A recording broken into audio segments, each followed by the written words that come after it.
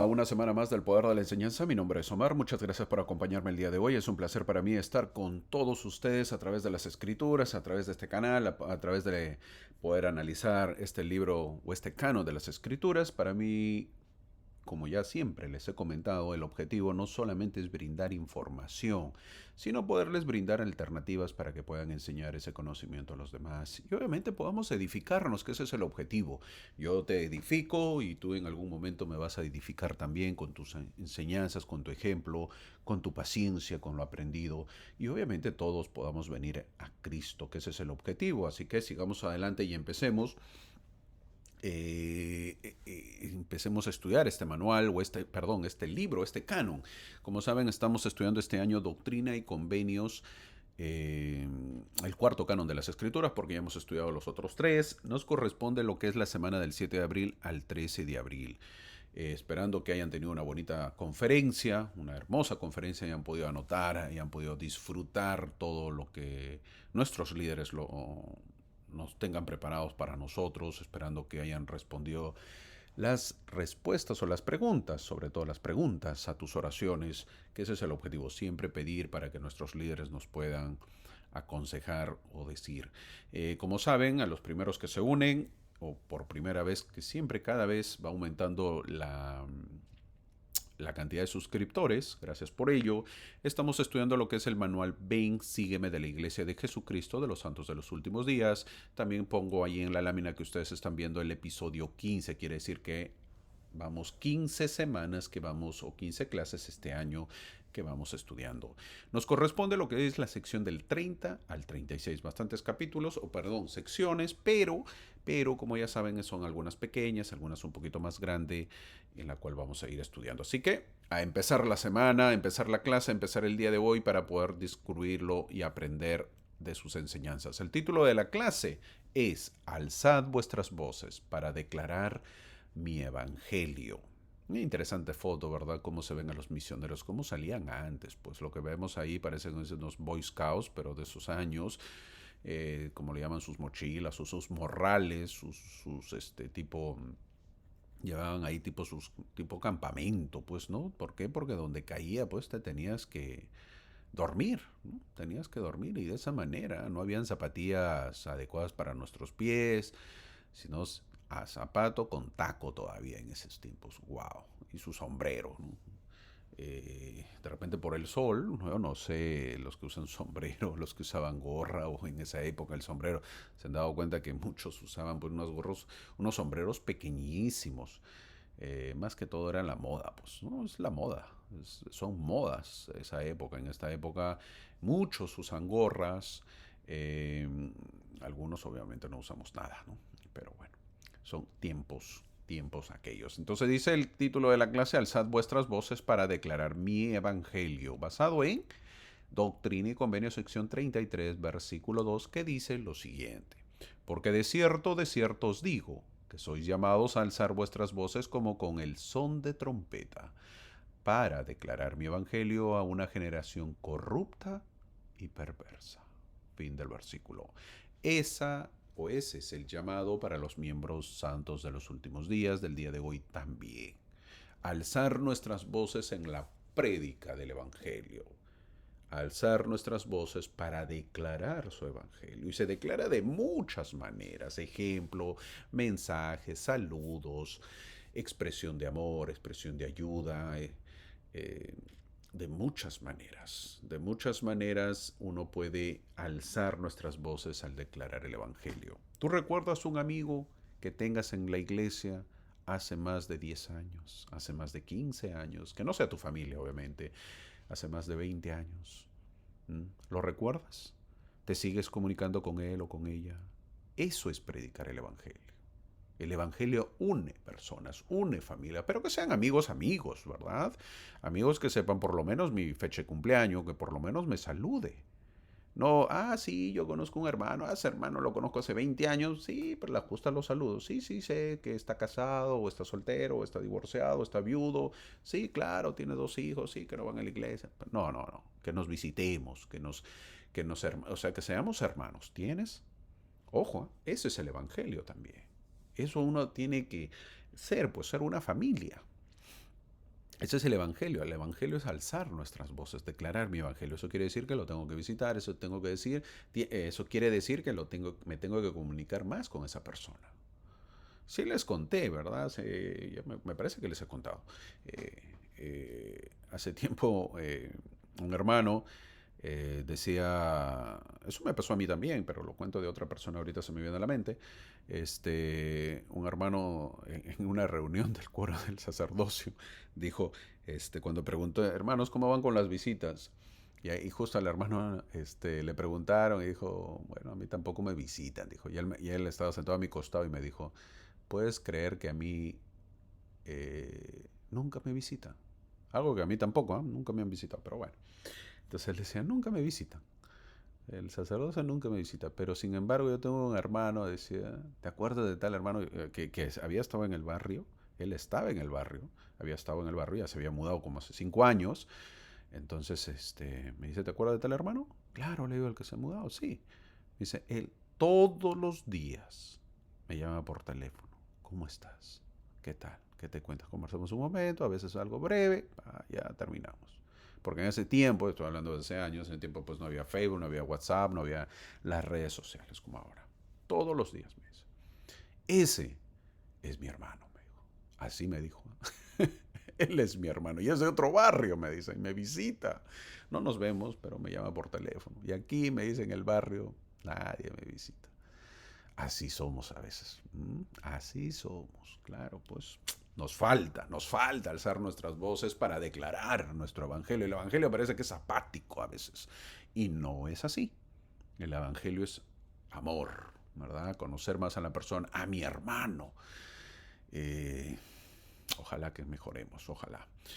La semana del día de hoy o de esta semana veremos lo que son los 6 capítulos. Capítulo de sección 30, 31, 32, 33, 34, 35 y 36. Son 7 secciones que vienen a ser casi 6 páginas, las cuales estudiaremos el día de hoy. Una vez más, agradezco a todos los que se suscriben, a todos los que comentan también, a todos los que les dan que no les gusta el dislike, manito hacia abajo, también, bienvenido seas. Bueno, si no te gustó la clase, espero que la próxima te guste. Lo hago con mucho aprecio. Hay cosas que a veces no les gusta que lo que yo comento. Está muy bien. Está muy bien que no les guste. La pregunta es, ¿qué esperas? ¿Que te guste todo? Mm, mm, Eso me hace acordar cuando fui misionero hace años. Regresábamos con una familia ya después de terminar las reuniones, regresábamos con una familia y esa familia, mi compañero hizo la pregunta y dijo, ¿qué le pareció los mensajes del día de hoy? ¿Verdad? Porque antes duraban 3 horas las clases, o ¿verdad? Las reuniones. Entonces dijo, ¿qué tal la reunión sacramental, hermana? Cuando regresábamos, ¿no? Caminando, regresábamos con la familia. Y dijo, sí, muy bonito, sí, estuvo bonito. Así se habla siempre, ¿verdad? Sí, bien, bonito, nada más. O sea, prácticamente mejor no me preguntes. Pero bueno, entonces, y ahí mi compañero siguió, ¿no? Entonces le dijo, ¿le gustó los mensajes? Entonces, un poco más profunda la pregunta. Y luego la hermana dijo, sí, me gustaron. De los 3 mensajes me gustaron más los otros. Me dijo, lo del diezmo, no me gustó. Ya no hicimos más preguntas. La pregunta era, si todos habíamos escuchado el diezmo y había dicho bien el hermano que lo había dado, había explicado bien, pero obviamente pues de repente no quisimos indagar porque éramos misioneros, no tenemos por qué indagar la vida de las personas si no nos cuentan. Eso es un misionero, ¿ah? Un misionero no tiene por qué estar indagando. Hey, hermano, ¿usted paga diezmos? ¿Qué te importa? Disculpa con todo el cariño, ¿qué te importa a ti? ¿Te importa algo? ¿Tú eres mi obispo? No, entonces no me preguntes, ¿verdad? Entonces por eso a veces no hay que indagar, no hay que hacer más preguntas profundas. Entonces, pareciese que la hermana pues no pagaba diezmos y obviamente no le gustó el mensaje. Pues, ¿no? De diezmo, me hablan de diezmo, yo no pago diezmos, no me gusta. Entonces la pregunta es, ¿esperabas que digan, no importa si no pagan diezmo? No, ¿verdad? No, no es así. No tiene que hablar, ¿te gusta o no te gusta? Entonces la clase, a veces cuando no les gusta, yo veo a las personas que no les gusta y pues está bien, hacen su comentario o le ponen la manito hacia abajo y son libres. La pregunta es, ¿no te gustó qué? ¿Mi voz? ¿Lo que dije? ¿Lo dije mal? ¿Pronuncié mal algo? ¿El léxico estuvo mal? ¿O mentí? ¿O qué no te gustó? O no, es que hermano, usted habló de esto y en eso no estoy. No debió decirlo. ¿Por qué? ¿Por qué no lo debí decir? ¿Porque no quieres que te lo diga? ¿O no te gusta esa parte? Bueno, eso ya no es parte de mí. ¿Okay? Yo digo, te guste o no te guste, es lo que dicen las escrituras. Y si me equivoco en algún momento, pues rectificaré. ¿Ok? Así que ojalá les agrade, esperando que les guste y sigamos leyendo las clases. Gracias por su comentario de diferentes lugares, gracias por suscribirse una vez más y espero que puedan estar al día en sus escrituras y puedan haber leído y leer cada vez más y ponerse al día en este libro tan bonito como es Doctrina y Convenios. Vamos a empezar la clase, la segunda conferencia ya trimestral. Bueno, hablamos de conferencia general el día el 5 y 6 de abril de esta semana que ha pasado, hemos tenido conferencia, pero estamos hablando de la segunda conferencia trimestral de la joven iglesia. Pues ahorita ya tenemos años, ¿verdad? De la joven iglesia de Cristo que se llevó a cabo en septiembre de 1830. Sí, la segunda. La primera pues fue en abril, y luego, se llevó en junio, luego en septiembre, que viene a ser la segunda conferencia general de esta iglesia joven. ¿Dónde se llevó a cabo? Pues en la casa de los Whitmer, parece que era el centro de reunión ahí, en Fayette. ¿Dónde quedaba eso? En Fayette, Nueva York. Ahí termina la segunda conferencia, culminó, y en ese contexto José Smith recibió revelaciones para los hermanos Whitmer, que vienen a ser David y Peter Whitmer. O bueno, si lo pronuncio en inglés, viene a ser David Whitmer y Peter Whitmer Jr., ¿verdad? Porque el papá también se llamaba Peter Whitmer. ¿Y quién más? John Whitmer. Para los tres Whitmer recibe revelaciones el profeta José Smith. Las actas de la conferencia indican que 35 miembros se habían unido desde la última conferencia, lo que hace que el número total de miembros hasta el momento de la iglesia sea, ¿cuántos? 62. Miren, ¿ah? Y empezó el 30 de abril, perdón, el 6 de abril se inicia con 6 miembros constituidos y ya estamos en nada más y nada menos que en el mes de septiembre con 62 miembros. ¡Wow! ¡Qué bárbaro! ¿Cómo aumentaron? Si tú dices, no, hermano, recién son 62, no seas un pincha globos, le llaman, ¿verdad? No seas un amargado, no seas pues un... No desanimes. Sí, 62 es muchísimo. ¿A cuántos has activado este año? Este año, a ver, dime tú, dime la cuenta. ¿A cuántos has traído al Evangelio este año? Ok, te la pongo más fácil ya para que no te sientas mal. ¿A cuántos has bautizado los misioneros este año que ha pasado? ¿60? Dime pues, dime tú. Dime si no es bastante, 62. Es muchísima gente, muchísima gente. Es una iglesia nueva. La gente está uniéndose. Ya van 62. ¡Wow! ¿Cómo crece la iglesia? Esta sección 30 se publicó por primera vez como 3 revelaciones separadas en el libro de mandamientos de 1833 que se llega a publicar. Ojo, Doctrina y Convenios, ya lo he mencionado, ese nombre no es el nombre inicial. El nombre inicial es el libro de mandamientos y se publicó por primera vez en 1833. Entonces, ahí fue la primera impresión del libro de Doctrina y Convenios, que se llamaba el libro de mandamientos. Luego se combinó en una sola revelación en 1835 para llamarse Doctrina y Convenios y ha permanecido en esta forma hasta la fecha.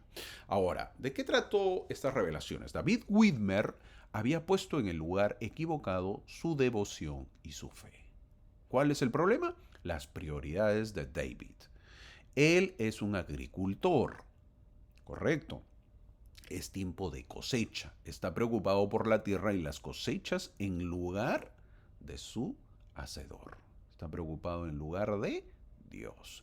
David está mirando hacia abajo en lugar de hacia arriba, pues. Entonces sus preocupaciones terrenales lo han llevado a descuidar su comisión de cosechar almas, que el Señor había dicho a estos buenos hombres. Peter Whitmer, o Peter Whitmer, como se dice en inglés, Peter se pronuncia, ¿verdad? O Peter Whitmer, o Pedro Whitmer, recordó que la palabra del Señor vino a mí, dice, por medio del profeta José Smith, diciendo, Pedro o Peter, irás con el hermano Oliver a los lamanitas. Ahí se les ve caminando a los dos. Peter, irás con el hermano Oliver a los lamanitas. Se les manda a predicar el evangelio. Peter hizo convenio de obedecer el mandato y así lo hizo. Viajaron casi 1.600 kilómetros de viaje, caminando con dificultad gran parte del tiempo pues en la nieve. Viajaron mucho, pero no tuvieron éxito que esperaban. No llegaron a tener el éxito que esperaban. No les fue bien en cuestión de éxito, en cuestión de que se unan a la iglesia. Los misioneros bautistas que habían en ese entonces y los agentes del gobierno se opusieron a los esfuerzos de estos buenos hombres y finalmente regresaron pues al este sin convertir a ningún nativo americano. Un fiasco total prácticamente. Si lo vemos así, un fiasco total. Ahora, no es fácil pues predicar el evangelio y menos en esa época. Mira, te vengo a enseñar ¿Sabías que Jesús está en las Américas? ¿Perdón? ¿Qué me estás hablando? No hay formas de cómo enseñar, no hay... Uy, es difícil, ¿eh? Es muy difícil. Ahora pues los misioneros están sobrados, ¿no? Es más fácil, es más fácil. Para aquellos que piensan que es difícil, pues díganles en esta época, a ver, ¿cómo enseñaban en esta época, los inicios de la iglesia? Enséñenle esta foto también ahí, cómo se iban los misioneros, ¿eh? Miren, cómo se iban los misioneros. A ver, si tú tienes un joven, un hijo, un familiar que va a ir a la misión, mira cómo iban. Ahora van pues con su maleta con ruedas, sus 4 maletas, sus trajes. Llegan bien, bien bonitos, ¿no? Pero en esa época era más complicado. Entonces, llevar el libro de Mormón a ese remanente de Israel, que eran pues los lamanitas de antaño, tendría que esperar, ¿no? A veces nos desanimamos porque la gente pues no acepta rápido el evangelio, ¿verdad? Así somos a veces. Mientras tanto, los misioneros tuvieron un gran éxito con otro público, al que se dirigía el libro de Mormón. Por extraño que parezca, informó un periódico del norte de Ohio, miren lo que dice, lo voy a leer, decía ese periódico del norte de Ohio que es un hecho incuestionable que esta singular secta en 3 o 4 semanas ha hecho muchos prosélitos en este condado en 3 o 4 de los municipios del norte. Y ya superan los 100, decía, entre los cuales hay muchas personas inteligentes y respetables, dijo el periódico. Fíjense, o sea que los otros misioneros sí tuvieron gran éxito. Qué bárbaro, ¿verdad? Eso fue en Ohio, pues. Y a John Whitmer se le llama proclamar el evangelio como un trompetista. John debe trabajar por Sion con toda su alma, predicando el evangelio sin temor porque el Señor está con él. Mientras a unos les va mal, a otros les va excelente. Entonces entramos a la sección 30 para analizarlo y ver cómo dice, y se titula, o lo han titulado, dice, tus pensamientos han estado en las cosas de la tierra. El Señor es duro, ¿eh? Le dice, hey, yo te dije que prediques, mira, estás pensando más en la parte terrenal. Empieza hablándole a David. Vamos a poner una foto ahí, una lámina, un dibujo de David Whitmer. Por cierto, David no era cualquiera, era el testigo de las planchas de oro. ¿Junto con quién? Junto con Martin Harris y Oliver Cowdery, o Oliverio Cowdery. Ya lo he mencionado también. Más adelante David Whitmer se aparta de la iglesia y es excomulgado. Él no vuelve a unirse a la iglesia nunca más. Sí, él no vuelve, porque hay otros que sí volvieron. Pero jamás él negó la veracidad del libro de Mormón. O sea, que David era cualquiera. No era cualquiera. No era cualquiera, ¿verdad? Y él ya un poco como que su espíritu se bajoneó, ¿verdad? A pesar que él vio al ángel Morón y fue testigo de las planchas, él nunca lo negó. Más adelante, unos años después, él se aparta de la iglesia, pero como que ahorita sus ánimos había bajado. Ahora, en esta parte de la historia, David había cometido muchos errores. Son 5. ¿Y cuáles fueron? Ahí lo vamos a enumerar. Temer al hombre, dice el versículo 1. No confiar en el Señor. Tus pensamientos han estado en las cosas del mundo. Tercero. Y el cuarto, no has escuchado al Espíritu. Y quinto, has sido persuadido por aquellos que el Señor no ha mandado. 5 errores que cometió David Whitmer. En esta obra espiritual del Evangelio no existe el temer al hombre, mi amigo. No podemos temer al hombre. Tienes que ser como un David, pues. Pero el verdadero David. ¿Cuál es? Del Antiguo Testamento. El conocido, no se le conoce como David, ¿verdad? Se le conoce como David contra Goliat. Pero en inglés es David. Parece que David Whitmer olvidó el nombre que tenía, pues, y tuvo miedo al hombre, que era un Goliat. Esto es grave para alguien que quiere ser un discípulo de Cristo. Esto es algo importante. ¿Ah?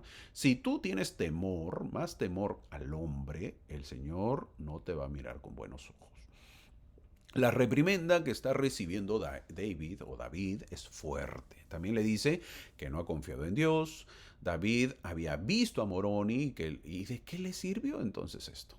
Una vez más, las visitas de ángeles o revelaciones son ¿para qué? Para fortalecernos y no para experiencias pues espirituales y que queden en nada, ¿verdad? No, no es para eso, son para trabajar en la obra, para ayudar en la obra.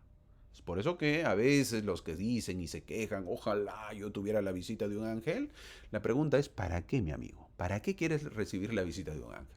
No, es que mira, que siempre cuando se menciona en Estados Unidos, hey, las carnitas, vamos a hacer carnitas, lo que viene a ser pues los asados, o lo que viene a ser las parrilladas, o las parrillas, como quieras llamarlo. Entonces dicen, no, a ver, poniendo el ejemplo, no, pues yo quisiera recibir la visita de un ángel porque en unas carnitas, en un asado, en una reunión que tenga, puedo contar que yo he recibido la visita de un ángel. ¿Para eso quieres? ¿Mm? Bueno, pues te comento, menos mal que no vas a tener esa visita. Hermano, ¿y por qué dice menos mal? ¿Por qué? Porque la visita es ¿para qué? Para fortalecer tu espíritu. ¿Y para qué lo vas a fortalecer tu espíritu? Para predicar, mi amigo, para trabajar en la obra. Así que hay que tener cuidado. El Señor no trabaja de esta manera. Uno se va dando cuenta de esto conforme pasen los años. Uno tendrá más serenidad, a diferencia cuando uno es joven. ¿Ok? Uno va aprendiendo que el Señor tiene sus tiempos, pero nosotros los mortales queremos las cosas ya, rápido. No, mi amigo, no es así. El versículo 2 le dice que su mente está más en las cosas del mundo. Pongamos nuestro nombre ahí. Pues es bueno, ¿eh? Es bueno. A veces cuando uno quiere que cobre más significado las escrituras, en lugar de David, pongámosle Omar, Julio, con lo que gustes, ¿verdad? Como te llames, mi buen amigo. Es bueno eso, poner nuestro nombre para que cobre vida, pues este versículo diría así: Omar, tus pensamientos han estado en las cosas de la tierra, más que en las cosas que son de Dios. ¿Es verdad o no? Viene a ser la pregunta. ¿Dónde están nuestros pensamientos? ¿Dónde está nuestra mente en la mayor parte? En varias ocasiones el Señor reprendió a José Smith, a David Whitmer y otros por no tener su mente en las cosas de Dios, por ceder a las persuasiones de los hombres. ¿Nosotros estamos igual o le damos más importancia a las cosas espirituales? ¿Deseas revelación, mi amigo? Entonces nuestros pensamientos deben ser más espirituales. ¿Deseas espiritualidad? Entonces dejemos de lado los pensamientos del mundo. Si no, ¿cómo va a llegar? Pues, ¿cómo? Dime, explícame, a ver, ¿cómo? No hay otra manera de poder recibir revelación si uno no está siempre detrás de la parte espiritual. El mismo versículo 2 le dice, no has prestado atención a mi espíritu ni a los líderes. Podemos ver que David está complicando su situación. Él no lo ve, pero el Señor sí lo ve. Esto ocurre en 1830, lo que estamos viendo, y dentro de 8 años, ¿qué va a suceder con David? Dejará la iglesia por tener desacuerdos con el profeta Joseph Smith. José Smith. Mi amigo, una pregunta que ayuda en la vida es, mírate en 5 años. ¿Cómo te ves en 5 años? ¿Cómo te ves en 2030? ¿Cómo te ves en 10 años? ¿Cómo te ves en 20 años? ¿Dónde estarás espiritualmente?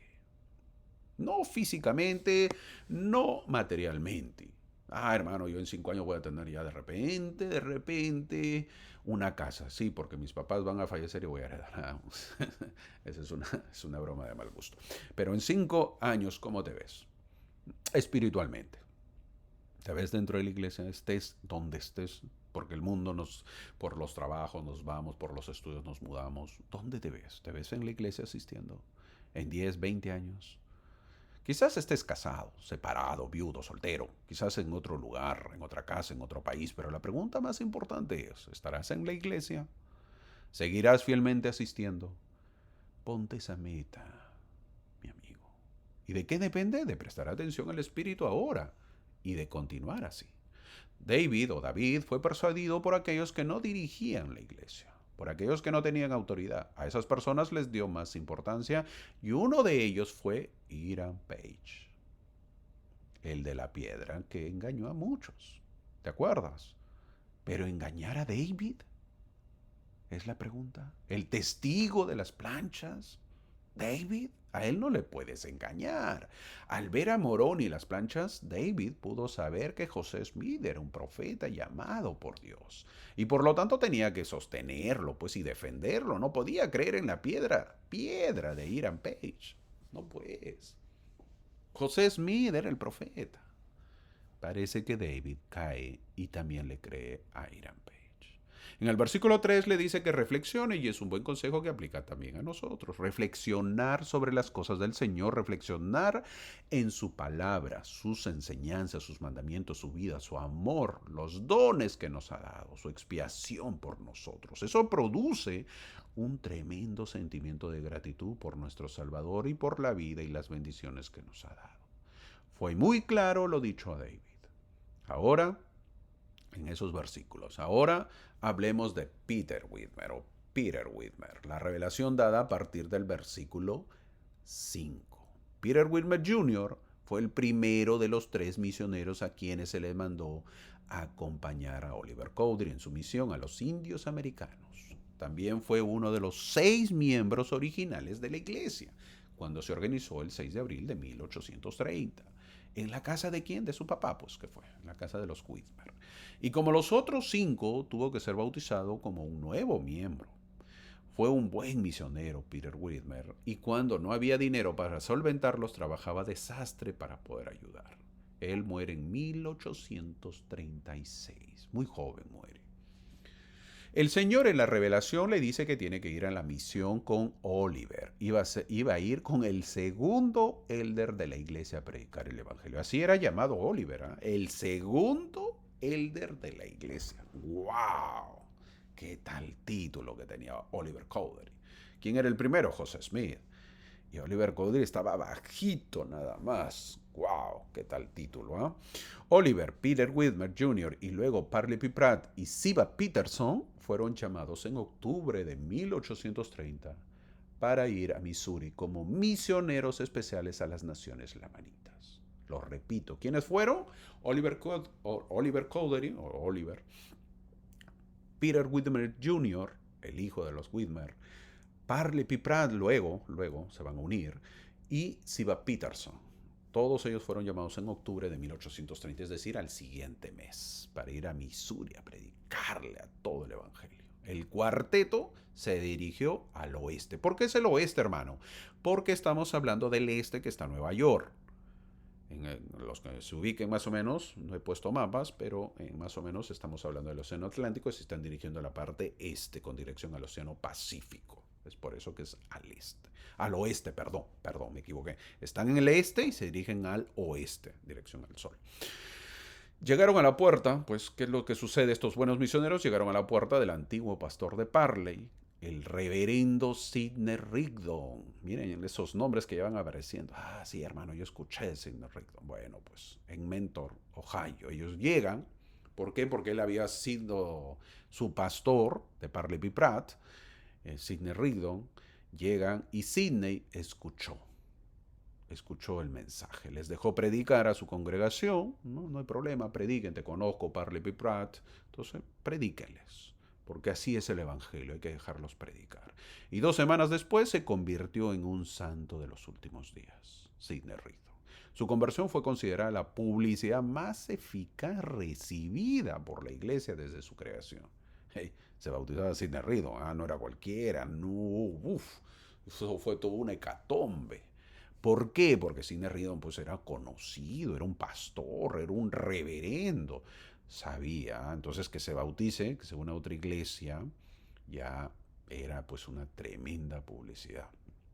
Eso desencadenó una reacción en cadena que dio lugar a 130 bautismos antes de que los misioneros partieran.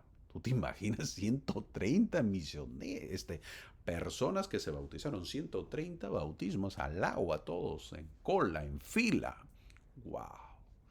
Poderosos. Estos llegaron pero con fuerza. ¿Quiénes eran los misioneros? Una vez más, Oliver Cowdery, Peter Whitmer Jr., luego Parley P. Pratt, perdón, y Siva Peterson. ¿A dónde llegaron? Donde estaba el reverendo Sidney Rigdon y arrasaron con todo. A cientos también después de otros más tarde.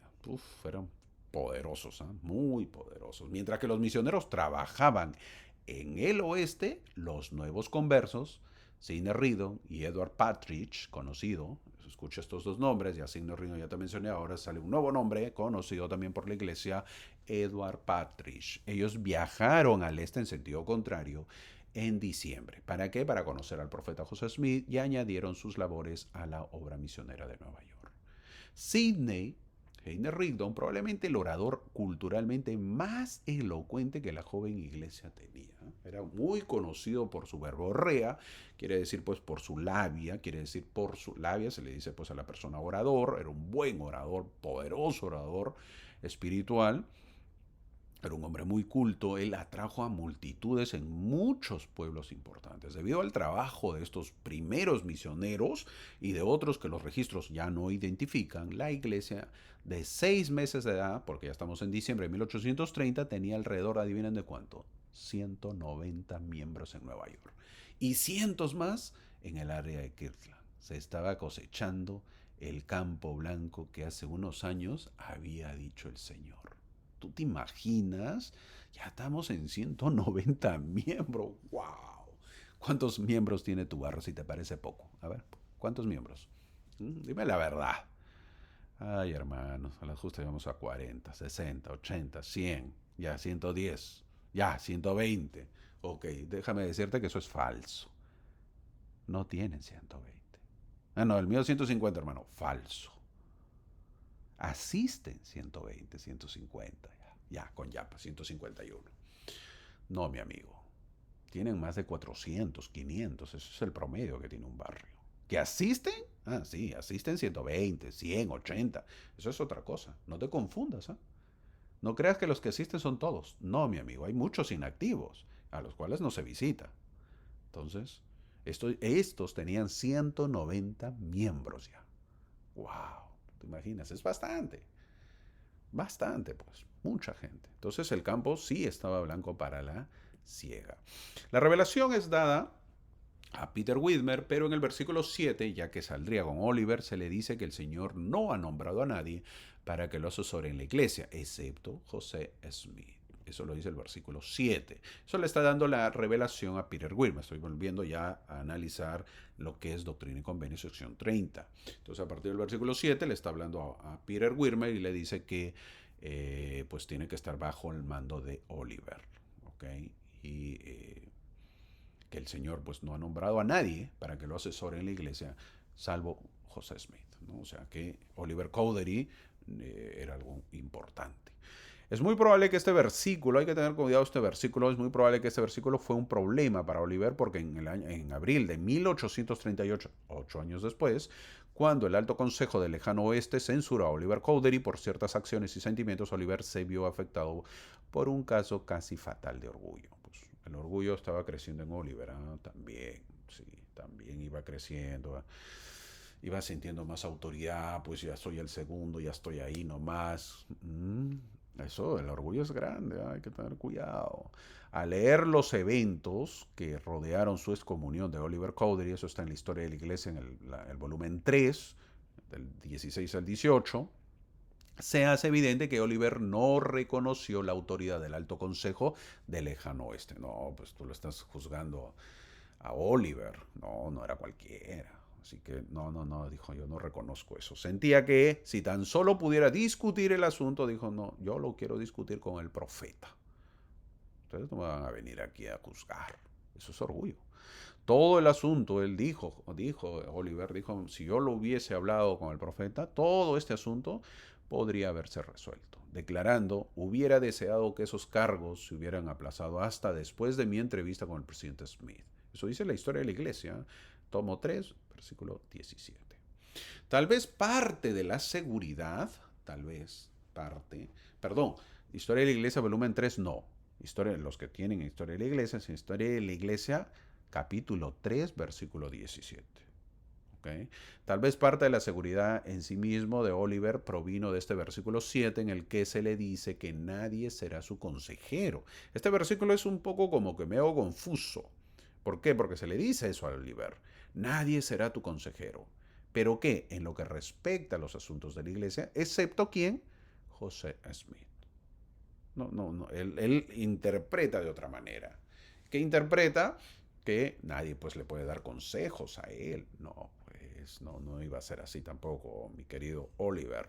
Tenías que agachar un poquito la cabeza, agachar cabeza. Y de eso se trata, pues. A veces el orgullo nos gana. Y eso se ve. Mi querido amigo, no lo podemos ocultar cuando se dan los llamamientos. Llamamientos vienen. Llegó. ¿Quién será el nuevo obispo? ¿Quién será la nueva presidenta de la Sociedad de Socorro? Esos llamamientos, presidente Quórum. Y ahí se levanta, pues, ¿no? Y se arreglan el saco todos, ¿verdad? En pleno calor, sudando por dentro, pero bueno, estoy sonriendo, pues, porque me dan el llamamiento. Y la pregunta es, empieza el orgullo a veces. Como también hay muchos que se levantan con una humildad muy grande. Ojalá que seamos así. Ojalá. Porque los llamamientos son para servir, mi amigo. Son para servir, no para ser servidos. No para ser servidos, son para servir. Entonces, si tú ves al líder levantarse, pues a veces el orgullo ya puede estar entrando en su corazón. Y no está bien, no está bien. Ahora, volviendo a la historia, estamos en el año 1830 y ningún grupo de hombres podía reclamar autoridad eclesiástica pues sobre Oliver Cowdery, ¿verdad? Era absurdo, pues Oliver estaba ahí igual que el profeta.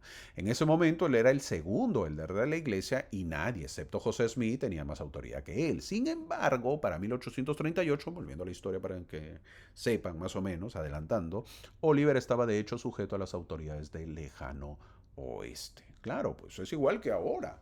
Un presidente destaca, sí, está bien, puede mandar y todo, hacer, deshacer, bueno, hasta cierta manera, hasta cierta forma, pero ese presidente destaca quiere ir al templo, ya se le venció su recomendación, tiene que sentarse al frente del obispo y pedir una entrevista. Y también si su presidente de quórum de élderes lo tiene que sentar al frente, tiene que sentar al frente y le tiene que pedir su informe de maestro o de visitas que ha hecho como maestro orientador. ¿Verdad? Así tiene que ser, así funciona la iglesia. No, pero ese presidente destaca, ¿cómo le voy a hacer la pregunta? Tienes que hacerle las preguntas, mi querido amigo, mi querido obispo. Tiene que hacerle las preguntas. Así es. Y el presidente tiene que agachar cabeza y responder las preguntas. Y si está mal, pues tiene que pedir ayuda. Así funciona la iglesia. ¿Ok?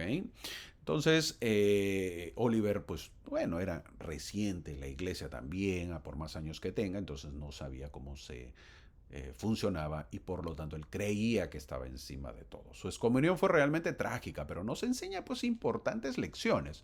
Aquí vemos el problema de apoyar al profeta, pero rechazando el liderazgo local. Eso sucede. Sí, yo sostengo al presidente Nelson. Sí, yo creo en él, yo lo sostengo y yo reconozco que él es mi profeta. Pero sí, para mi obispo, mi presidente está acá, no, a ellos no. No, eso no funciona así. ¿Qué hubieses hecho tú, mi amigo? ¿Tenía o no tenía razón Oliver? ¿Era o no era justo? Más allá del contexto, la pregunta que debemos hacernos es, ¿Oliver actuó bien?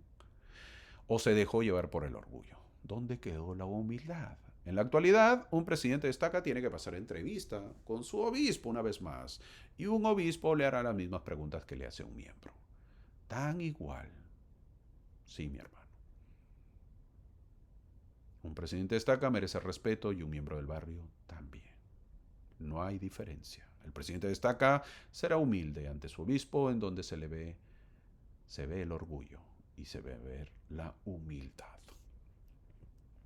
A partir del versículo 9, la revelación es ya para John Whitmer. el otro hermano de los Whitmer. En esta sección hay todas esas revelaciones para todos los Whitmer. En lugar de embarcarse con los misioneros que iban rumbo a la frontera, John tuvo el privilegio de ser uno de los 8 testigos del libro de Mormón. Y el profeta José le mostró las planchas sagradas. Cuando José comenzó a traducir el Antiguo Testamento, John fue uno de sus primeros escribas. John fue un buen obrero en la obra, pero el 10 de marzo de 1838 John fue excomulgado también. Todos en 1838 fue un debacle que ocurre en la iglesia. Muchos se van. ¿Por qué se excomulgó? Por persistir en una conducta no cristiana. ¿Y por qué? Y por también negarse a entregar a José Smith escritos históricos de la iglesia y por problemas financieros en la compra de terrenos con fondos de la iglesia. Es decir, problemas económicos. Un hombre informó, el anciano o el elder John Whitmer, la traducción del elder es anciano, John Whitmer me dijo el invierno pasado con lágrimas en los ojos que sabía también que José Smith tradujo la escritura antigua que estaba sobre las planchas que vio y manipuló. En esta sección 30, John Whitmer recibió la orden de predicar en la casa de Philip Burroughs, un granjero que vivía cerca de los Whitmer en Fayette, Nueva York. John Whitmer hizo lo que le ordenó la revelación divina, fortaleció a los santos de Colesville y actuó como escriba para la traducción de la Biblia en sus primeras etapas. Es decir, este buen hombre llamado John Whitmer fue uno de los primeros escribas que tuvo José Smith para el libro llamado la Biblia. Hay que recordar que José Smith, luego de traducir lo que es el libro de Mormón, empieza con la traducción o corrección de la Biblia. Y eso le ayuda a John Whitmer. ¿Okay? Él fortaleció a los santos de Colesville y actuó como el escriba. Se menciona a Philip Burroughs. Sí, Philip Burroughs fue convertido y sigue siendo un misterio. No se sabe cuándo ocurrió, pues, pero ahí habla de Philip Burroughs. Ahora pasamos a la sección 31, donde conoceremos a Thomas B. Marsh. O en inglés es Thomas B. Marsh. Ahí está, un poquito su foto original, ¿eh? Encontrado en los registros de la iglesia, Thomas B. Marsh vivía en Nueva York y luego se muda a Boston, donde trabajó en una fundición haciendo tipos para imprentas. Tipos quiere decir pues las letras, lo que van las imprentas, lo que necesitan para imprimir, para que salgan pues los dibujos, ¿no? Más tarde, Thomas y su esposa Elizabeth se unieron al metodismo. Ella estaba feliz, pero no él. Él esperaba que surgiera una nueva iglesia que tendría la verdad en su pureza. Que él dijo así. En 1829 el Espíritu Santo llevó a Thomas a emprender un viaje al oeste en busca de esta nueva iglesia. Estoy leyendo un poco de su historia, ¿verdad? Para conocer, para saber, les estoy contando, leyendo un poco algunos párrafos que he encontrado y obviamente que ya lo conozco, ya lo he leído, ya lo sé un poco, ¿verdad? Pero también estoy leyendo aparte de su historia, así que para que no se me vaya y no dé palabras mías, sino de lo que es. En Livingston, Nueva York, una mujer le preguntó a Thomas si había oído hablar del libro de Mormón, ¿verdad? Porque él estaba buscando. Entonces era un hombre que buscaba mucho la parte espiritual. Entonces esta mujer, como se da cuenta, le dice, hey, ¿has escuchado hablar del libro de Mormón? Él no lo había oído, pero quería saber más. Ella lo recomendó que vaya a Martin Harris en Palmira. Thomas encontró a Martin en Grandins. ¿Se acuerda quién es Grandins? Donde acababan de quitarse las primeras 16 páginas del libro de Mormón impresas, pues en la imprenta. Thomas tomó una de las primeras copias y fue con Martín a la casa de los Smith, donde Oliver le contó todo acerca del libro de Mormón. Thomas se dirigió a su casa para contárselo luego a Elizabeth, su esposa, quien estaba tan emocionada por la noticia.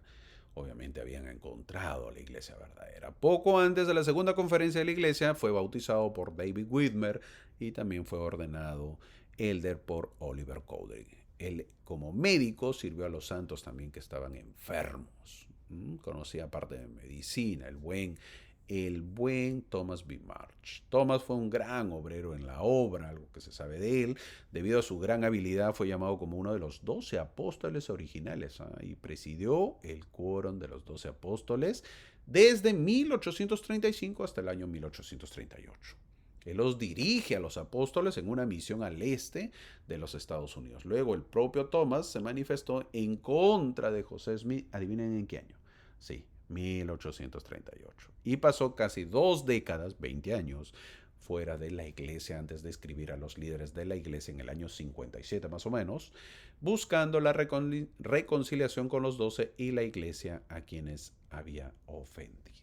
Thomas reconoció humildemente al escribir, él dijo lo siguiente: el Señor podría arreglárselas muy bien sin mí, y no ha perdido nada con que me haya apartado de las filas. Pero, oh, que he perdido. Yo he perdido. Thomas murió en la fe en el año 66.866. Así como lo ve. Ahora tomemos nota, él fue el primero en antigüedad en ese quórum de los apóstoles, con 35 años de edad. ¡Wow! Jovencito, pues fue una fe fuerte, empezó a tener. Por cierto, hay otra sección dada a Thomas B. Marsh, que es la sección 112, más adelante lo veremos. Ni él ni el resto de la iglesia entendieron en ese momento lo que significaba ser presidente del quórum de los 12, en términos de autoridad de la iglesia y sucesión en la presidencia. Imagínate, él llegó a ser presidente del quórum de los 12. ¡Guau! ¡Ay, ay, ay! Como muchos de los primeros líderes, finalmente él se ofendió, pues y se apartó, se retiró. En su caso, el conflicto entre su esposa y otra hermana, ¿se acuerdan? A ver, ahí cuando menciono dos hermanas que se pelearon. Es conocida esta historia, ¿eh? La nata de la leche sería la chispa de la oposición. Es muy conocida esta historia de la nata de la leche. Bueno, pues Thomas es el esposo de esta hermana que hizo problemas y eso fue el detonante para que se aparten de la iglesia. Y este Thomas habló muy mal de los miembros cuando se apartó. Fue terrible, fue muy duro. Y debido a él muchos santos fueron sacados de sus hogares. Él delató, contó, dijo, sí, ahí hay mormones y obviamente fueron sacados de sus hogares. Luego Thomas volvería a la iglesia, pero si hubiera permanecido fiel, habría sido conocido como el segundo profeta de la iglesia en lugar de Brigham Young. Sin embargo, pues la tragedia de su apostasía personal no debería ensombrecer su gran fe y rectitud a principios de 1830. Ya conocemos un poco más la historia. Según la historia de José Smith, el profeta recibió esta revelación en nombre de Thomas B. Marsh durante la segunda conferencia de la iglesia celebrada el 26 de septiembre de 1830. ¡Wow! Tantas historias, ¿verdad? Tantas historias de fe. La sección 31 que vamos a ver, que estamos viendo, es conocida como Gobierna tu casa con mansedumbre. Así está titulada. La sección empieza con una bendición por motivo de su fe en la obra, dice el versículo 1. Una vez más, tenemos que ejercer la fe en la obra, en la iglesia. Es incongruente decir que tenemos fe y no asistir. Tenemos fe y no vamos a las reuniones o a las conferencias o no leemos las escrituras. Thomas conoció la iglesia y se unió y la hora de su misión había llegado, dice el versículo 3. El Señor le dice, alza tu corazón y regocíjate. ¿Cuántas veces en las escrituras nos ordenó el Señor que tuviéramos buen ánimo?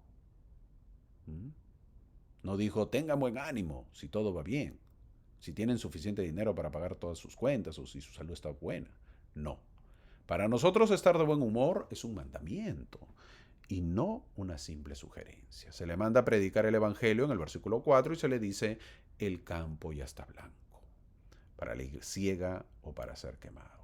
Si el campo era blanco ya para ser quemado en septiembre de 1830, ¿cómo estará el día de hoy, mi amigo?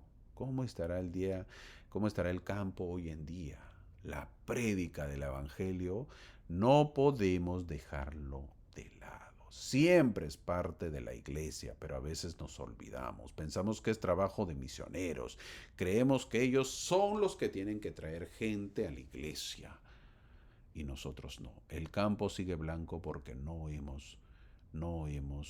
hacemos mucho. Todavía tenemos que trabajar más duro. Las promesas por la prédica del Evangelio son muchas. Los pecados serán perdonados. Las espaldas serán llenas de gavillas, es decir, prosperarán en lo que hagan. Y lo más importante, tu familia vivirá, dice el versículo 5. Una bendición que muchos desean y que podemos obtener. Que nuestra familia esté bien. Sí, por la prédica del Evangelio tu familia puede estar bien. Así que si un joven está dudando en ir a la misión, debe leer esta sección. Hermano, y si usted tuviera un hijo en la misión, hijo varón, lo mandaría a la misión. Pero por supuesto, esa pregunta ni se les ocurra hacérmela. Y si no quisiera ir, hermano, ¿qué hago? Lo empujo. Todavía, bueno, hasta los 18 años, ¿verdad? Lo empujo porque el menor de edad, los 17 ya, pum, empujado hasta los 17. Se prepara, ¿no? Hay que trabajar con él para que vaya a la misión. Pues le diría, pues le leería esto, mira, tu familia vivirá, dice el versículo 5. ¿No quieres que tu familia viva? Así que te me vas a la misión, ya está. ¿Verdad? Eso es una treta, se llama. No se debe enseñar así, ¿verdad? Es una broma, pero no se debe enseñar así. Pero obviamente, pues hay que trabajar con ellos, ¿no? Hay que trabajar. Así que si un joven está dudando en ir a la misión, debe leer esta sección. A veces se menciona también al segundo presidente de la iglesia, que es Brigham Young. Bueno, él también fue a la misión, ¿eh? Si es que no lo sabías. Y adivina dónde. Te cuento lo que él mismo escribió. Te cuento, te lo cuento. Dice, dejé a mi esposa y a mis 6 hijos sin un segundo traje a sus espaldas, porque habíamos dejado todas nuestras propiedades en posesión de la chusma cuando nos sacaron. Todos los miembros de mi familia estaban enfermos y mi hijo menor solo tenía 10 días cuando me fui a Inglaterra. José Smith me dijo, si vas te prometo que tu familia vivirá y tú vivirás. Y sabrás que la mano de Dios te llama a ir y predicar el Evangelio de la vida y la salvación a un mundo que perece. Cuando dejé mi familia, fin del comentario, cuando dejé mi familia, no tenían provisiones ni para 10 días. En esta condición dejé a mi familia y me fui a predicar el Evangelio. Fui y dejé a mi familia en las manos del Señor y con los hermanos. Eso está en un diario de discurso. ¿Eh? Fin de la cita. Esto es fe. Esto es fe. Salir hacia la misión es tener fe muy grande. Un joven que salga en esta situación, ¿cómo predicar el Evangelio? ¿Te imaginas? No habrá quien lo detenga, mi amigo. No habrá cansancio. Siempre va a querer predicar. Cuánto por aprender en estos tiempos, ¿verdad? Nuestra juventud a veces es muy apática, pues, ¿no? Le hablas del Evangelio, empiezan a bostezar, miran para arriba, miran para abajo. Ay, hermano, a la justa se han acabado seminarios. Es complicado, ¿no? Imagínate dejar a tu familia. Wow. Eso, ojo, lo que es contado es la historia de Brigham Young, el que fue a la misión. ¿Ah? No, por eso, pues, es el león, conocido como el león. Imagínate. Dejó a su familia. Wow, muy fuerte, ¿eh? Muy fuerte. Ah, cuánto por aprender. Y a veces nos quejamos. A veces nos quejamos. Se fue a Inglaterra, miren la pobreza. Wow. El versículo 9 dice, gobierna tu casa con mansedumbre y sé constante, dice el versículo 9. No es fácil seguir sirviendo y gobernando la casa de Dios cuando la propia casa de una persona está en crisis. ¿Fácil o no es fácil? A ver, ¿qué dicen? ¿Es fácil o no fácil? ¿Mm? Entonces vemos de que es difícil. Hay lecciones que aprender que requieren nuestra completa confianza en la habilidad de Dios para cumplir la promesa de que un día nuestras familias serán una sola. El mayor desafío no es la iglesia, sino la familia. Que nuestra familia esté bien, que nuestra familia pueda ser gobernada como el Señor manda. No usando la fuerza, sino siempre con mansedumbre y constancia. Una familia que siempre sea fiel, no que solamente vaya en verano y luego se ausente, pues. No que solamente vaya a las actividades y luego se pierda. Asimismo, siempre se le exhorta a los misioneros que se dejen guiar por el Consolador, dice el versículo 11, es decir, el Espíritu, que sea su guía. Es un compañero que muchos todavía no conocen y que muchos también lo han sentido, pero ya lo han olvidado. Esperamos que siempre esté presente en nuestras vidas y nos dejemos guiar por el Consolador. Al final le dice que siempre ore en el versículo 12. La función principal de la oración en la vida diaria de uno parece ser el mantenimiento preventivo. El presidente Brigham Young aconsejó, no importa si tú o yo tenemos ganas de orar. Cuando llegue el momento de orar, ora. Si no tenemos ganas, debes orar hasta que las tengamos. Eso lo dijo en un diario de discurso. Fin de la cita. Al final siempre el Señor le recalca, estas no son de hombres, sino son mías. Estas palabras, dice Jesucristo. Sí, mi amigo, Él habla. Él es el que habla, Él es el que dicta la revelación, Él es el que está a cargo de su iglesia.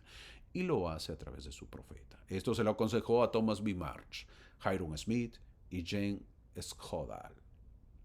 Ellos dijeron más tarde, mientras Thomas B. Marsh fue fiel, fue un orador elocuente. En la época de los problemas en el condado de Clay, Missouri, fue elegido miembro de un comité para presentar las quejas de los santos ante las autoridades del estado. En esa ocasión habló de manera tan impresionante Thomas B. Marsh que el general Hutchinson, uno de los peores enemigos que tuvo los miembros de la iglesia, que estaba presente, el general Hutchinson, derramó lágrimas y la reunión aprobó resoluciones para poder ayudar a los santos a encontrar una nueva ubicación. Era poderoso, ¿eh? Thomas B. Marsh, cuando tenía el espíritu, era increíble, era fuerte. Lo hizo llorar al general, al odiador de los mormones. ¿Mm? ¿Cuánto por aprender, verdad? Y a veces que nosotros recibimos un mensaje, salimos y leemos de mala gana, sin ganas todavía. ¿Por qué no nos preparamos así? ¿Por qué no pedimos que el Espíritu nos guíe? Tú eres maestro, mi amigo, mi amiga, eres maestra. Esfuérzate para que el Espíritu esté contigo. Prepara tus clases, que sean poderosas. No que te recuerden a ti. Olvídate, eso no es el objetivo. No que recuerden tu clase. Que algún día diga, hey, hermano, hermana, ¿cómo está usted? ¿Qué tal? ¿Cómo estás? Gracias porque yo recuerdo a través de usted una clase que tocó mi corazón. Y gracias a esa clase yo sigo en la iglesia. O gracias a esa clase me fui a la misión. O gracias a esa clase yo pago diezmos. Gracias a esa clase yo entro al templo. Etcétera, etcétera, etcétera. Eso es una recompensa que no tiene precio. No tiene precio. Así que ese es el objetivo. Pero si quieres que te alaben, que gracias hermano, que usted es el mejor o la mejor, estamos por mal camino. Estamos por un mal camino. Es por eso que yo les digo, qué bueno que pongan sus manos hacia arriba. Y si ponen hacia abajo está bien, también está bien, todo está bien. Porque si yo solamente quisiera hacia arriba, hacia arriba, hacia arriba, así no les guste, pues yo estoy pidiendo aplausos y eso no es el objetivo. Ahora sí, entramos a la sección 32 y esta sección trata de Parley P. Pratt. ¿Se acuerdan? ¿Quién es? A ver, ahí está la foto de Parley P. Pratt. Una foto original y un dibujo más o menos para tener una idea. Antes que cuente yo su vida, creo que deben recordar el video de la iglesia. Yo creo que lo han visto, ¿eh? Acerca de Parley P. Pratt. Si no te acuerdas, te lo menciono. Es donde se muestra un hombre que le prestan el libro de Mormón. Uy, hermano, pero hay varias. Bueno, pues de Parley P. Pratt lo empieza a leer hasta altas horas de la noche, sin comer y probar alimentos, sentado afuera de una casa. ¿Te acuerdas? Él recibe un libro y en una cabañita, pues en ese tiempo en las casas, él se sienta afuera y lee el libro de Mormón que le habían prestado. Él sin comer y probar alimentos, ahí hasta tarde. Esa película de la iglesia es la vida de Parley P. Pratt. Sí, de este gordito bonachón. Se le ve gordito, ¿no? Yo creo que es gordito.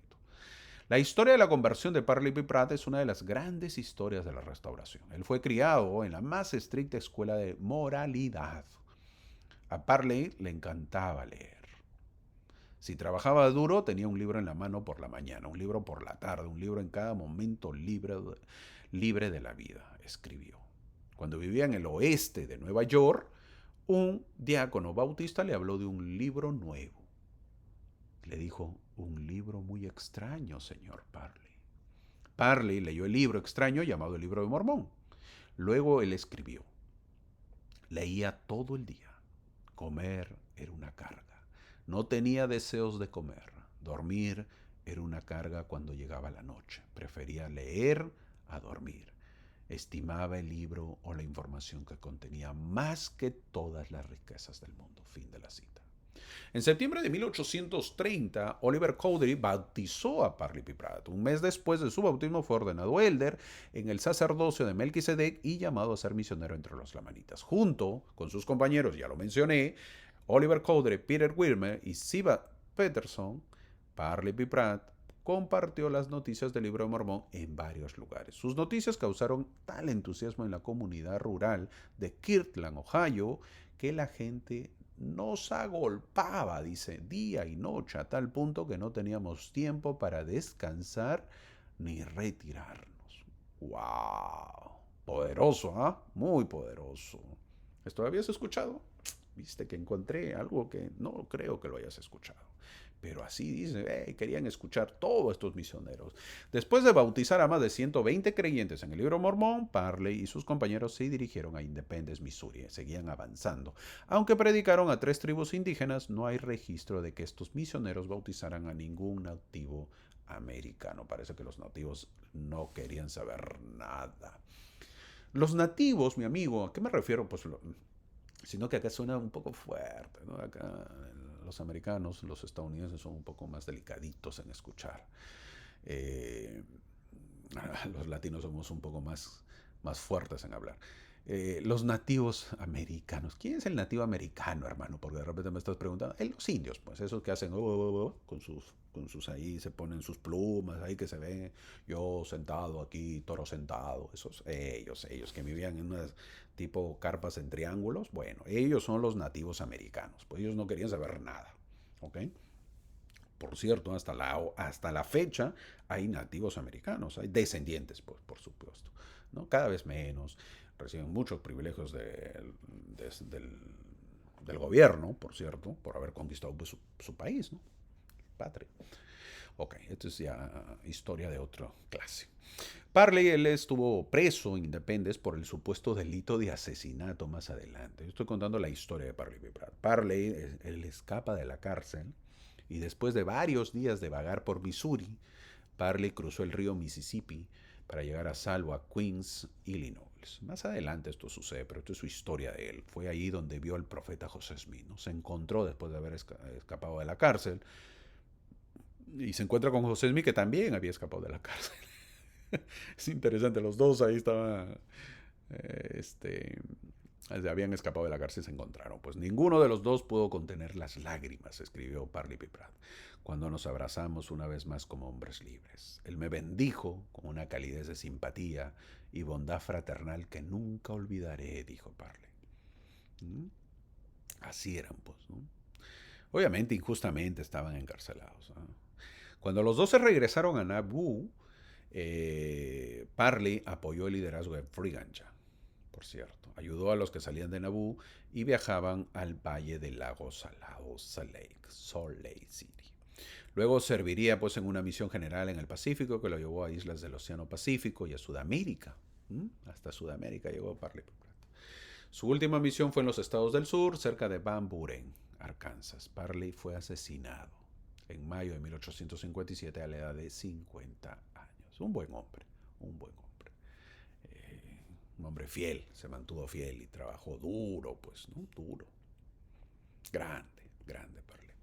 Parley P. Pratt conoció a José por primera vez alrededor de la época pues, de la conferencia de la iglesia en septiembre de 1830. Durante esa conferencia varios de los élderes deseaban saber cuál era la mejor manera de llevar el libro de Mormón a los lamanitas. Estuvieron de acuerdo en preguntar al Señor si algunos de ellos debían ir a los nativos americanos, quienes suponían que eran descendientes de Lehi, pues, ¿no? Como habían leído, ellos son.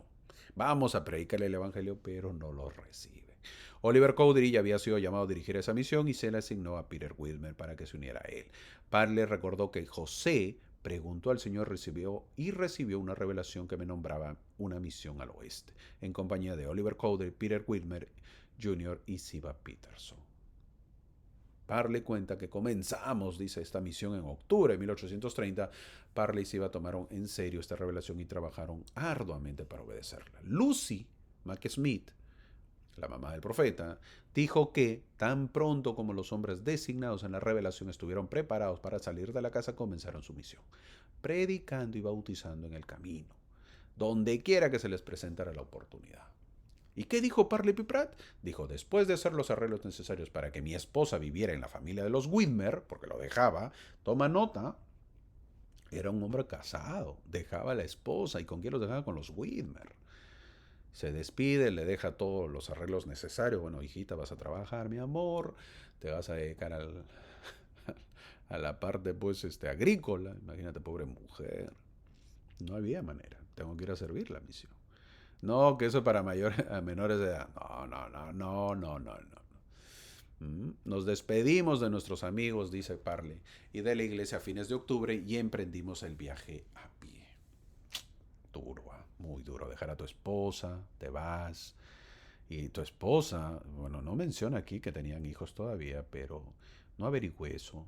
Pero imagínate si lo dejas con hijos, tener que dedicarse en la parte agrícola. Terrible, terrible.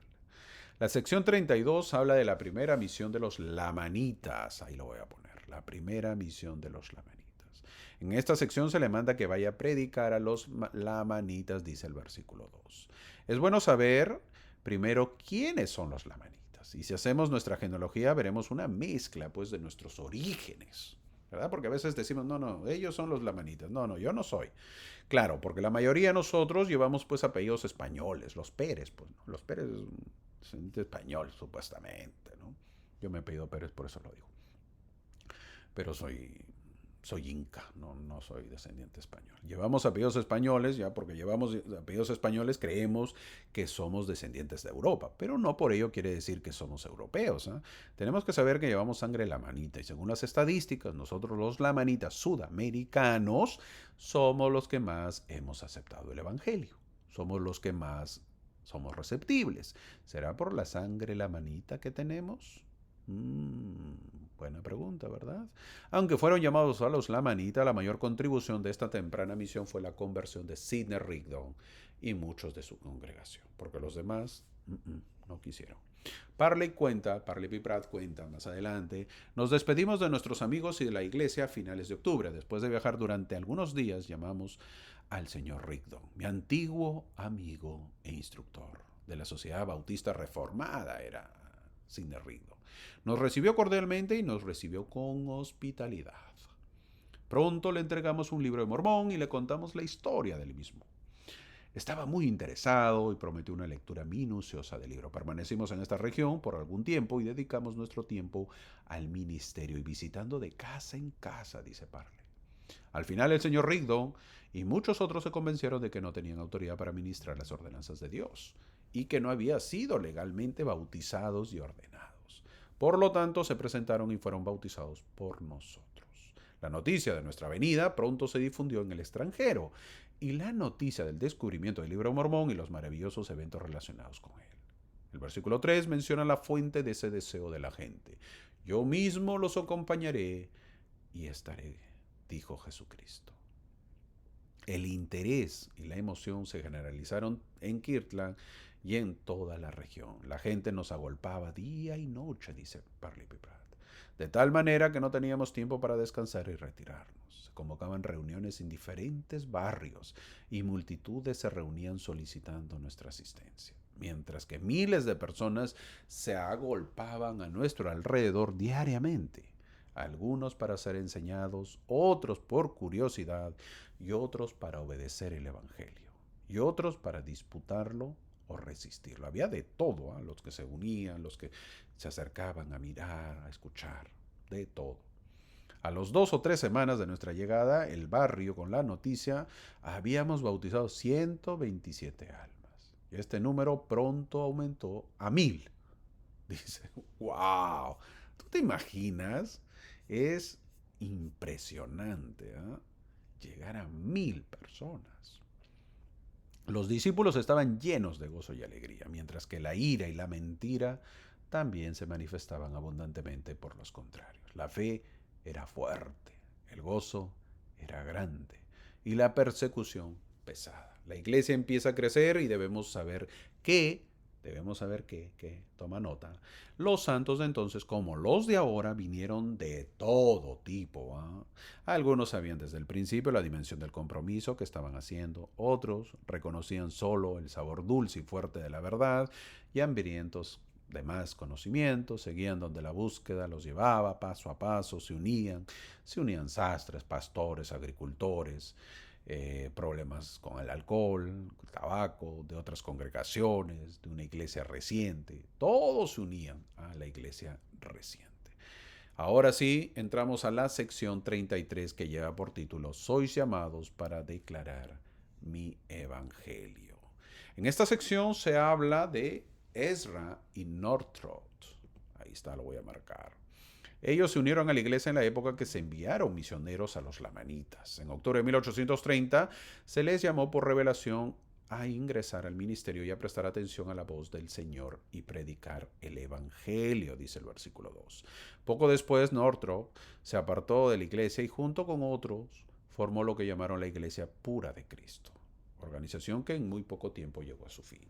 En esta sección, la sección 33, vemos que al establecer su iglesia de los últimos días, el Salvador ha afirmado que esta es la última vez que su reino será establecido en la tierra. Es la hora 11, dice el versículo 3. Esta dispensación del Evangelio, entonces, es la última. Siempre el Señor le recalca a todos que el campo está blanco para la cosecha, pero que debemos cosechar con toda nuestra alma, mente y fuerza, dice el versículo 7. Requisitos para una prédica exitosa, algo que siempre debemos saber. El Evangelio hay que vivirlo de esa manera. La prédica hay que vivirlo así. La enseñanza hay que vivirlo así. ¿Cómo? Con nuestra alma, mente y fuerza. A veces tenemos un poco de miedo de compartir nuestros testimonios. Los domingos se ve eso, los días de testimonio. Tal vez porque no queremos ofender o ser criticados. Pero los versículos 8 al 10 dice, abrir nuestra boca y será llena. Es interesante que el Señor nos diga 3 veces en 3 versículos sucesivos que abramos la boca. Podrían ocurrir milagros si abrimos nuestra boca, si simplemente abriéramos la boca. Veo que hay muchas actividades en la iglesia, pero no veo que hay actividades de cómo abrir nuestra boca para predicar el Evangelio. ¿Por qué? Porque tenemos miedo. Y la pregunta es, ¿por qué tenemos miedo? ¿Por qué no nos gusta? ¿Por qué no hacemos partícipes a nuestros hijos de ello? ¿Has pensado en hacer actividades de ese tipo en tu barrio? ¿Por qué no? ¿Por qué no hacer una actividad de cómo entablar una conversación del Evangelio? Todos somos misioneros, mi amigo, y tenemos que saber cómo predicar. La prédica es del arrepentimiento, el bautismo, la confirmación del Evangelio, de la iglesia. Esos son los temas que tenemos que predicar. ¿Y sobre qué debo basar mi enseñanza? El versículo 16 lo dice, el libro de Mormón. Y ahí radica el problema, porque no sabemos usar este libro. ¿Y por qué? Porque no lo leemos, porque nuestra fe en este libro no es fuerte. Ahora, tenemos que compartir este libro con los demás, el libro de Mormón. En la mayoría de casos, nuestros amigos o familiares conocen las escrituras como la Biblia, por lo que al hablarle del Evangelio basado en la Biblia no será algo nuevo, sino lo mismo. Pero el libro de Mormón es donde podrás marcar la diferencia. Esta sección termina aconsejando en el versículo 17 que debemos tener nuestras lámparas que encendidas con aceite. Eso es la preparación y la perseverancia que debemos tener. Bonita sección, ¿eh? Bonita sección. Entramos a la sección 34. Ahora conoceremos al hermano de Parley, es decir, Orson Pratt. Ahí está. Orson Pratt. Es el hermano menor de Parley P. Pratt. Él escuchó la prédica a su hermano Parley, decidió abrazar el evangelio y luego hizo un viaje para ver al profeta. Él dijo lo siguiente, viajé hacia el oeste más de 300 kilómetros para ver a José Smith, el profeta. Fin del comentario. Encontró a José en Fayette, en la casa de los Whitmer, donde le pidió una revelación. A él se le pide que alce su voz sin cesar en esta sección. Es por eso que ese es el título de la clase. Alza tu voz sin cesar.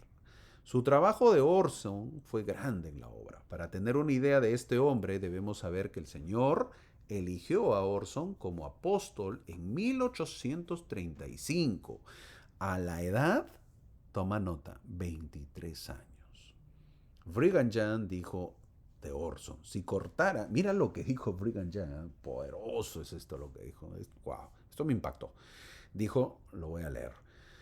Él dijo lo siguiente, si cortaran al Elder Pratt en pedazos de 1 pulgada cuadrada, cada pedazo gritaría, el mormonismo es verdadero. Así era la fe y testimonio de Orson Pratt, el hermano de Parley P. Pratt. Si cortaran al Elder en pedazos, cada pedazo de 1 pulgada gritaría, el mormonismo es verdadero. Así era su fe. Uf, poderoso. Si te cortaran a ti, mi amigo, ¿gritarías así? Gritaría, ay no, hermano, no es para tanto.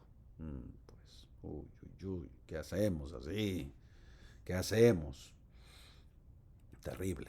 Se presenta a Jesucristo en esta sección como el que amó al mundo y que dio su propia vida en el versículo 3, con el objetivo de que los que crean lleguen a ser hijos de Dios, si no, no hubiésemos podido llegar a su presencia, y eso es lo que se le dice a Orson, que es el Hijo de Dios, una hermosa promesa para alguien que está recién conociendo el Evangelio verdadero. Esto lo motivaría para que pudiera salir a predicar. Sin explicación es complicado que encuentre el motivo de poder salir a predicar. Cuando uno entiende el verdadero motivo de la vida, entonces obvio que será mejor salir a predicar el Evangelio. En el versículo 6 se le dice que tenía que alzar su voz como de trompeta, dice el versículo 6. ¿Y cómo le fue en la misión? ¿Cómo le fue? A ver, ¿cómo cree? El trabajo misionero del hermano Pratt incluyó a menos 11 misiones al oeste de los Estados Unidos, con 7 misiones diferentes a Gran Bretaña y Europa. Este es poderoso, no, a este nadie le gana. Nadie le gana. No, no, no, no. 11 misiones y 7 en el extranjero. Wow. Cientos de personas llegaron al redil de Cristo a través de estos esfuerzos. Poderoso, ¿no? Este hermano batió récord, ¿no? Una de sus difíciles misiones fue en Escocia, donde trabajó durante 9 meses levantando una rama de más de 200 miembros. Alzó su voz como con voz de trompeta, ¿o no? Sí, ¿verdad? ¿Y por qué se tiene que predicar? ¿O qué se debe, o a qué se debe el apuro de predicar? Es la pregunta también que nos podemos hacer. El versículo 6 también lo dice, para preparar la vía del Señor para su segunda venida, dice el versículo 6. Los siguientes versículos le habla de la segunda venida. Siempre el Señor menciona que viene y es pronto. Orson Pratt, a quien se le da esta revelación, vivió más que cualquier otro miembro del Quórum de los 12, original llamado en 1835. A pesar de su dedicación a la iglesia, Orson luchó con ahínco durante los tiempos difíciles en Nabú y fue excomulgado. Sí, pues fue excomulgado el 20 de agosto de 1835. No del 38, en el 42. Unos meses después, meses nada más después, el 20 de enero de 1843, fue bautizado de nuevo y recuperó su lugar en el Quórum de los 12. Toma nota con esto. Esto es algo interesante lo que le pasa a Orson Pratt. Él es excomulgado el 20 de agosto del 42 y vuelve a la iglesia, mira, agosto, septiembre, octubre, noviembre, diciembre, enero. 5 meses. A los 5 meses después, en el 43, en el 20 de enero, vuelve y fue bautizado y recuperó su lugar en el Quórum de los 12. Sin embargo, nunca fue llamado a servir como presidente de la iglesia. ¿Por qué? Porque en 1875 el presidente Brigham Young reorganizó la antigüedad en el Quórum de los 12 apóstoles, basándose en el servicio continuo. Debido a su excomunión en 1842, Orson pasó del segundo al quinto lugar en antigüedad. Y John Taylor se convirtió en presidente de la iglesia cuando Brigham Young murió en 1877. Es decir, Orson apoyó sin reservas también al presidente Taylor como líder de la iglesia. Se perdió, iba a ser profeta. Ahora sí entramos a la sección 35 y habla nada menos que de Sidney Rigdon. Ahora sí vamos a conocer a Sidney Rigdon. Agárrate y prepárate, Sidney Rigdon. Poderoso Sidney Rigdon. Ya falta poco para terminar la clase, así que espero que lo estés pasando bonito y agradable y sabiendo qué estás aprendiendo. Pues un poco más, conociendo a esta gente poderosa. En el año 1830... en el otoño, en realidad, Parley Pratt les presentó a Sidney la restauración. Ojo que estoy repitiendo, ¿por qué? Porque cada historia, bueno, están entrelazadas, pero cada uno pues lo cuenta de su parte, ¿no? Entonces tengo que repetir para ver cuál es lo diferente. Sidney era escéptico, no creyente, en cuanto al mensaje de la restauración que compartía Parley. En eso no era muy creyente. La lectura del libro de Mormón lo convenció de que Parley estaba diciendo la verdad.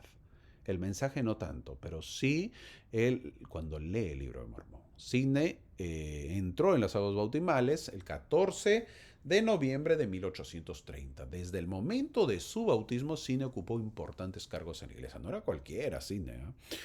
Escribió gran parte de la traducción del Antiguo y el Nuevo Testamento, según lo dictado por el profeta Joseph Smith. fue nombrado también o compartió muchas revelaciones que recibió el profeta, se convirtió en portavoz de José Smith y en un firme defensor de la fe. ¿Cuándo nació? El 19 de febrero de 1793. Su padre murió cuando tenía 17 años. Se queda huérfano de padre y su madre falleció unos 9 años después. A los 25 años él se convirtió en miembro de los bautistas regulares, jovencito, y poco después dejó la granja para el ministerio. En el 1819 se muda a Ohio, donde se casó con Phoebe Brooke, así se llamaba, y más tarde se trasladó a Pittsburgh, convirtiéndose en un predicador muy popular. No, era poderoso predicando. En el otoño de 1830, ya estamos en la actual historia de la que estamos leyendo, mientras los misioneros que habían sido llamados a predicar a los lamanitas viajaban hacia el oeste rumbo a la frontera, uno de ellos, Parley P. Pratt, preguntó si podían hacer una parada en Ohio. Parley quería visitar a uno de sus mentores espirituales más importantes. Es decir, fue su maestro. Fue su maestro. Orson Sidney Rigdon fue su maestro de Parley P. Pratt, ¿no? Parley quería visitarlo y obviamente lo visita. Los misioneros llegaron a la casa de los Rigdon con bolsas llenas de ejemplares del Libro de Mormón. Imagínate, llegaron al pastor, ¿no? Acá no, llegaron llenos ahí a predicar el evangelio. Parley le entregó uno a Sidney y le dijo, me trajiste la verdad. Ahora te pido como amigo que lo leas por mi bien. Eso le dijo Sidney Rigdon, ¿eh? Me has traído la verdad, pues ahora te pido como amigo que lo leas. La reacción de Sidney fue desfavorable al principio. Según su hija, tomó el libro y lo leyó y lo examinó durante aproximadamente 1 hora. Y luego lo tiró al suelo y dijo que no creía ni una palabra en él. Fue duro. Es que le estás cambiando el chip. No, le estás cambiando el cerebro, le estás lavando el cerebro. O sea, se te viene todo el mundo. No es fácil. No es fácil cuando ya tú has sido enseñado de una manera. Así que dijo, no creo ni una palabra, dijo, de este libro. Según otro relato, declaró que el libro era una invención tonta, pero también siguió leyendo toda la noche. Dijo, no le convencía. Sidney no estaba todavía completamente convencido, pero permitió que los misioneros predicaran a su congregación. Grave error, pues. Al final de los discursos de los misioneros, Parley P. Pratt le preguntó a Sidney si quería hacer algún comentario. Sidney se levantó y dijo a los reunidos que la información que habían recibido esa noche era de carácter extraordinario y ciertamente exigía su más seria consideración. Sidney continuó un estudio intensivo del Libro de Mormón y su hijo Wycliffe Rigdon recordó más tarde que su padre estaba tan concentrado en leer el libro que le resultaba difícil dejar de leerlo el tiempo suficiente para comer. Lo leía día y noche. Sidney habló con seriedad con Oliver Cowdery acerca de José Smith y de si era posible que el libro hubiera sido inventado. Sí, se aseguró bien a Sidney. No era cualquiera, se asegura. Él le dijo, a ver, cuéntame, ¿no crees que ha sido inventado? Yo no lo conozco a José Smith, a ver, tú que sí. Y Oliver le dijo a Sidney que José tenía solo 22 años durante la mayor parte de la traducción y que no había recibido una educación escolar común, o sea, era falta de educación. Le dijo, no, José Smith no sabe nada. Sidney respondió, si esa fue toda la educación que tuvo, entonces nunca escribió el libro. Además, expresó su gran asombro de que un hombre como él escribiera un libro que parecía arrojar un torrente de luz sobre todas las escrituras antiguas. Abrir todos sus misterios más profundos y darles una coherencia perfecta y un sistema completo. ¿Qué más dijo? Si Dios alguna vez dio una revelación, seguramente debe ser divina. Ahora, en el mes siguiente, que viene a ser, o en los meses siguientes, en noviembre de 1830, Sidney convocó a un gran grupo de amigos y vecinos de la iglesia metodista en Kirtland. Parley P. Pratt escribió más tarde que Sidney les habló con mucho cariño durante casi 2 horas, durante las cuales la mayor parte del tiempo, tanto él como casi toda la congregación estaban deshechos en lágrimas. Era un lloriqueo, pero terrible, poderoso. Él pidió perdón a todos los que pudieran haber tenido ocasión de sentirse ofendidos por cualquier aspecto de su vida anterior. Perdonó a todos los que le habían perseguido o herido de cualquier manera. Y a la mañana siguiente, él y su esposa fueron bautizados por el elder Cowdery. La mayoría de las personas que se sintieron muy afectadas salieron del lago abrumadas por las lágrimas. Poco después de que Sidney y Edward llegaran a la casa del profeta cerca de Fayette, Nueva York, José Smith recibió esta revelación en nombre de Sidney Rigdon. Al llegar a tiempo para escuchar a José concluir su sermón, Sidney le pidió a José que buscara revelación para conocer la voluntad del Señor para él. José Smith revisó la Biblia mientras Sidney escribía, dándonos algunas de las escrituras más preciosas que se hayan revelado, incluso gran parte del libro de Moisés en la perla de gran precio. Sidney se apartó de la iglesia, toma nota, y no volvió. Murió en julio de 1876 a la edad de 83 años. Sí, pues no volvió. ¿Qué hacemos? Ahora, la sección 35 está titulada como Te he preparado para una obra mayor. En esta sección el Señor se presenta a Sidney Rigdon en el versículo 1 con los títulos conocidos en el Antiguo Testamento, algo que ya conocía Sidney, y le dice que siempre ha oído sus oraciones en el versículo 3. Pero que ha sido preparado para una obra mayor, es decir, tenía que dejar su antigua religión para unirse a la nueva y verdadera. Cuando la persona tiene conocimiento doctrinal del bueno y se une a la iglesia, aporta mucho a la obra. Que un pastor de otra iglesia se una a nuestra iglesia y lo haga con un espíritu humilde, ese hermano crecerá. Tenlo por seguro y ayudará mucho a la iglesia. Luego se le dice en el versículo 4 lo que sucedería en la iglesia tiempos después con la venida de Elías el profeta. También le dice que lo que hizo en su iglesia estaba bien, pero faltaba algo más. En el versículo 5 dice que bautizó con agua, como hacen muchas iglesias, pero no son confirmadas. Es decir, que no reciben el Espíritu Santo, algo que sí se hace en nuestra iglesia. Si uno se bautiza y no es confirmado el bautizo, no tiene validez. Toma nota. Yo he conocido muchos miembros que sus nombres no figuraban en los registros de la iglesia y recordaban su bautismo, pero no recordaban su confirmación. Y por lo que les tenía, ¿qué es lo que sucedía en ese momento? Se les tenía que bautizar nuevamente. El que está dando esta sección es el Señor. A través del profeta, y en el versículo 8 dice que el Señor mostrará milagros, señales y maravillas. Si José Smith hubiese sido un profeta falso, ¿por qué menciona esto? Al contrario, debería haber dicho que estas cosas ya han cesado y no se mostrarán. ¿Por qué se complica José Smith? Pero sabemos que es un profeta y tiene que decir lo que el Señor le indica. En el versículo 9 habla de señales. Las señales son el producto de la fe. Serán predominantes en la iglesia en el mismo grado en que la gente tiene la verdadera fe. Como resultado de los muchos milagros en nuestras vidas, deberíamos ser más humildes y más agradecidos, más amables y más creyentes. Algo que siempre nos debe diferenciar de los demás, lo dice el versículo 11, que debemos ser un pueblo de fe. Para que se manifieste el poder de Dios, el Señor quiere un ejército de fe. Es por eso que llama a los débiles del mundo. ¿A quién más llama? A los indoctos, dice el versículo 13. El Señor Jesucristo dirige su obra, su trabajo en la tierra por revelación a través de el Espíritu Santo. Eso ya tenemos que saberlo. El poder de este Espíritu revelador mueve y motiva a un ejército de más de 52,000 misioneros que llevan el mensaje del Evangelio a los 4 rincones de la tierra.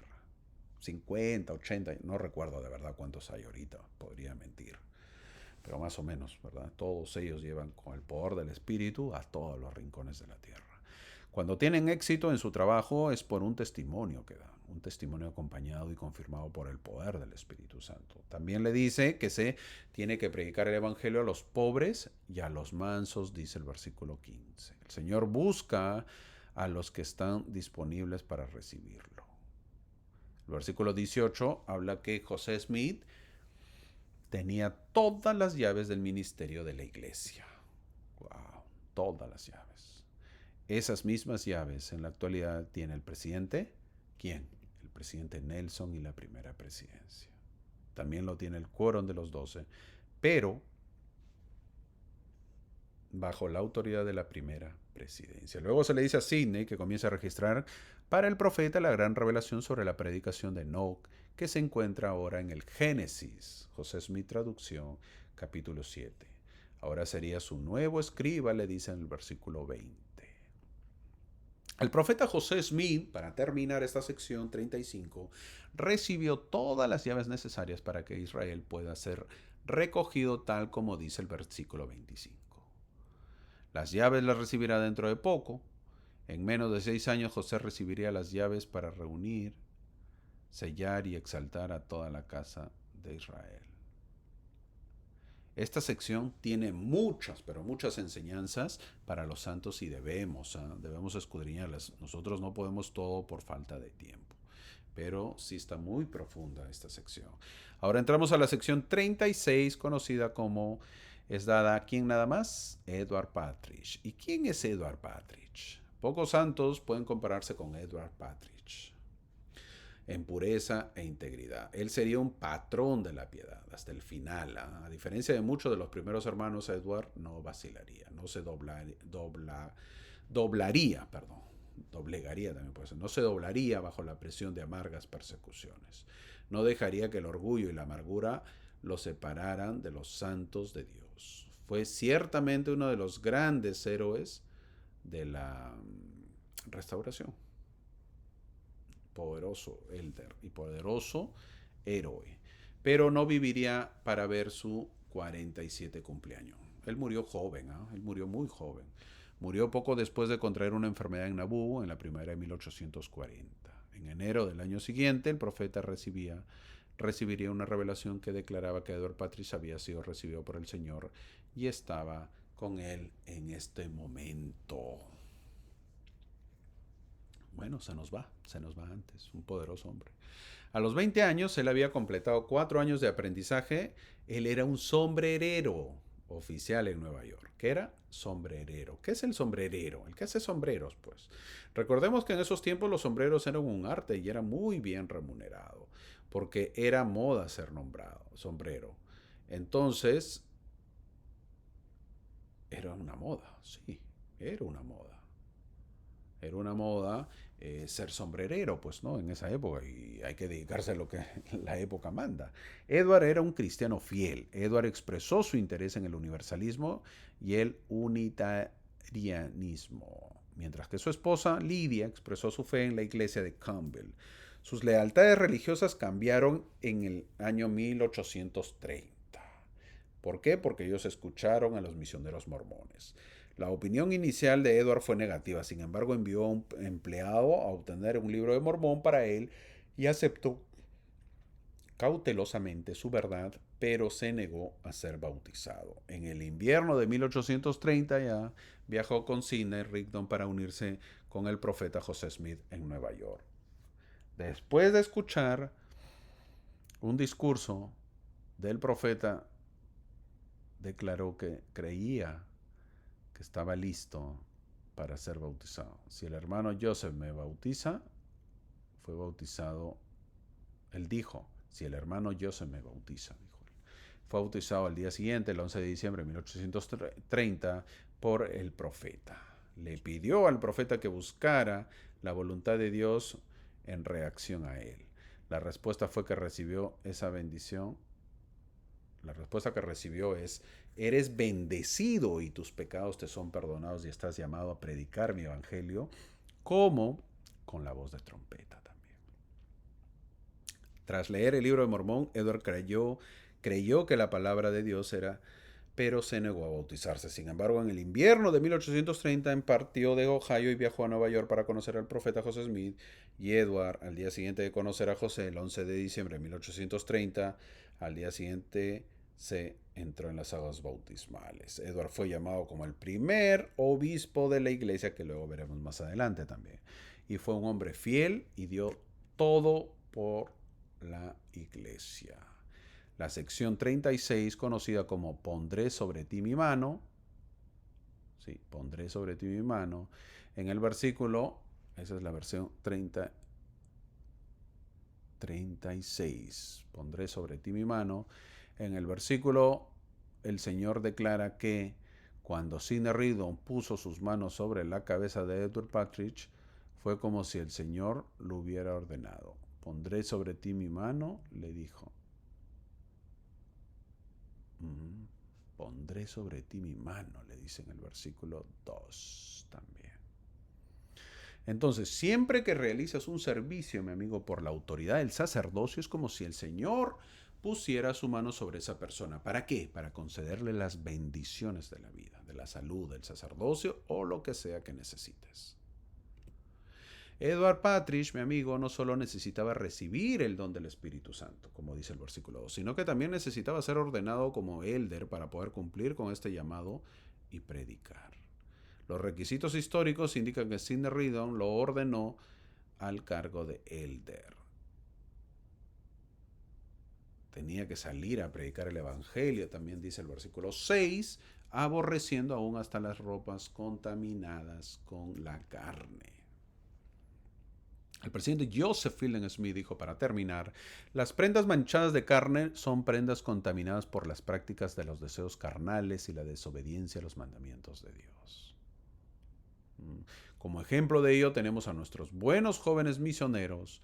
A veces me dicen que pongo élderes nomás en las fotos y no misioneras. Bueno, también pongo misioneras. ¿Ok? Vamos a poner misioneras. Ahí están las misioneras. Lo curioso de esta sección es que el Señor termina,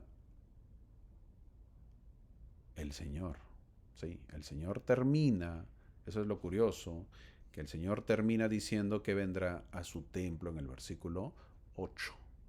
Esta es una de las primeras revelaciones donde se habla de templo. Esta es la primera entrada en Doctrina y Convenios donde se menciona que los templos deben ser construidos en esta dispensación. Luego veremos en clases ya después, posteriores, que en el templo de Kirtland de 1836 se apareció el Señor en su templo.